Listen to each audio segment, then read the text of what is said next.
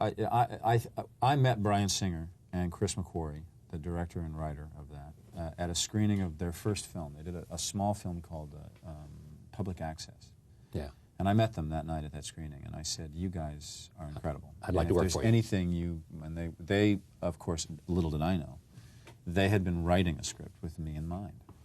And about, I don't know, a year later, I got this script. Bryan said, he knew I didn't like to read what parts. I just like to read the story. Yeah. So he said, you know... So in other words, you don't like to be told what part they are thinking about for you. Exactly, because I think it taints my ability to just judge it as a story. Right.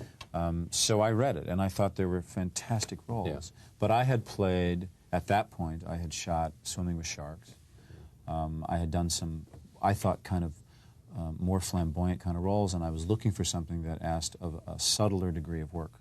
And I thought this, I said, this character of Verbal is pretty interesting. There's a lot going on, and then it switches, and so they were secretly, that was the role they wrote. They wanted for you. I didn't see the film at all. I think I might have looped 4 or 5 lines. I had to re-record the dialogue. So I didn't see the movie until the night Bryan showed it to us at the cast and crew screening.